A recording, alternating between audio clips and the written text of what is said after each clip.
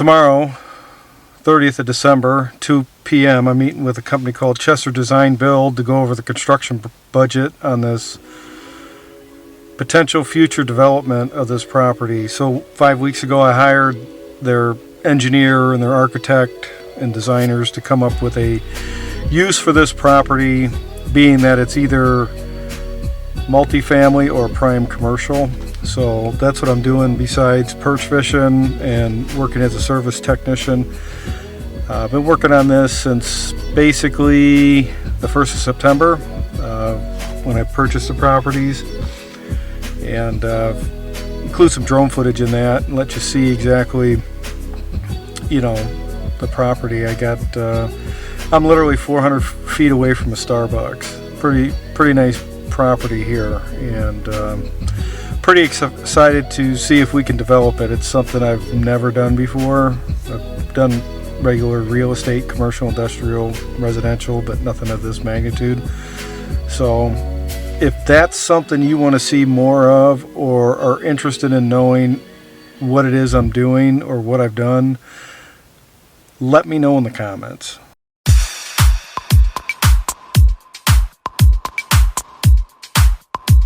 Man, I was thinking on the way in here, boy, I wish I was working. Not. Hey, in this video shot on Wednesday, the 29th of December, one thing I got to put in perspective, I didn't get it on video. Jim, the fisherman that was fishing next to me, today was his 57th birthday, hadn't been fishing there for 7 years, and I noticed he was kind of struggling. After I got my limit, I brought him down to an area. I was fishing next to David Hamada, I believe his name. I apologize if I got that wrong. And I literally took Jim's fishing poles, set them up with two of the same crappie rigs that I had in my pocket, new weights, casted them out, and I got him catching fish.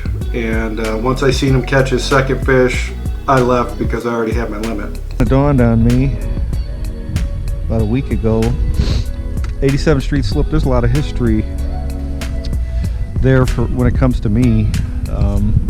Back when this place was a steel plant, South Chicago Works, there was a construction worker came to work and never realized on this property it was going to be his last day on earth. Tragic accident. He was a painter, and that painter went up on an electrical tower to paint something, slipped, landed on electrical lines, and was electrocuted. He had 4 small children at the time, and it pretty much left a big hole in their lives. And that man was my grandpa. Hey guys, I'm watching the comments on my videos and the feedback.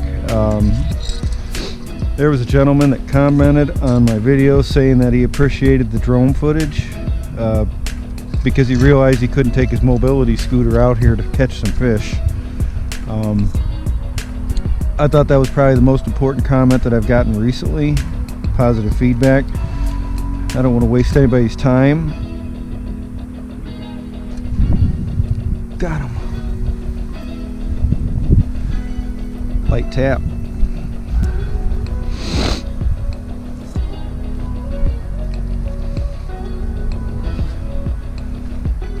He's a monster, not.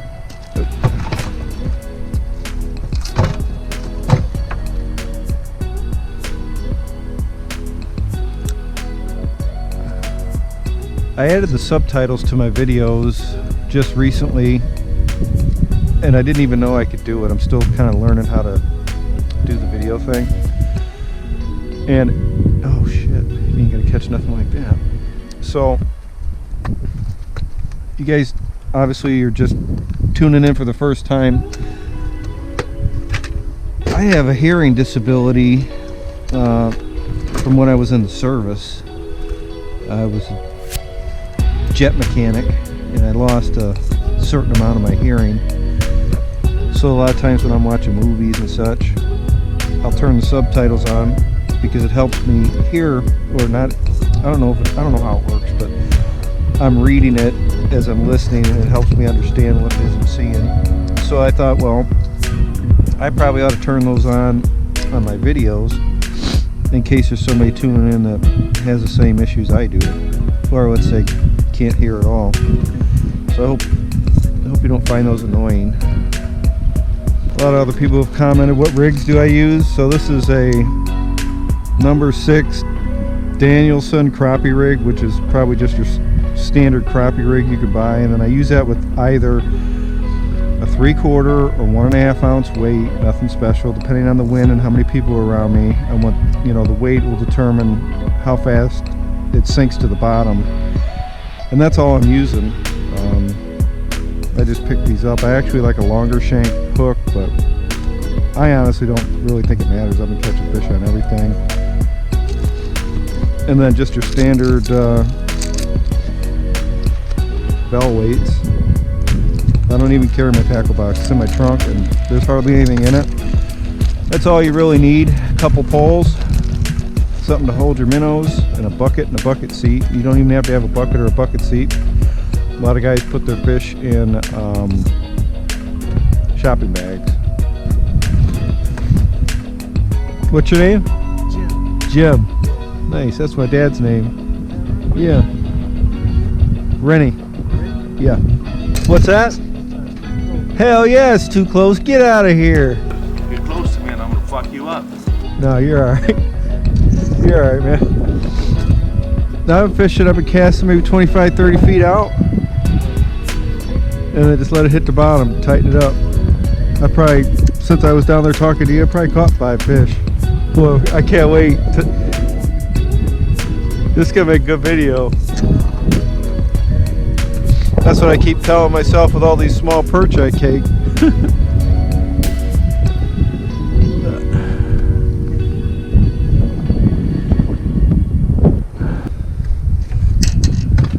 Yeah, I just need a couple more. It's been 7 years, or you've been coming out for 7 years?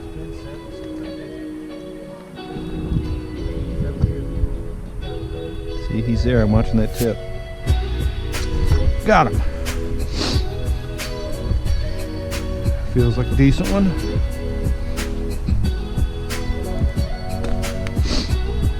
Yeah.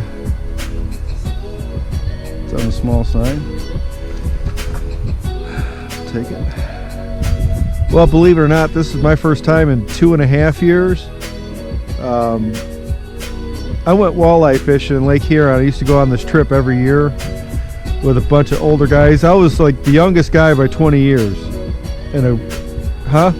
Lake Huron. And we would go up there and I'd hang out with about 12 of these old guys and we'd go walleye fishing on the big lake.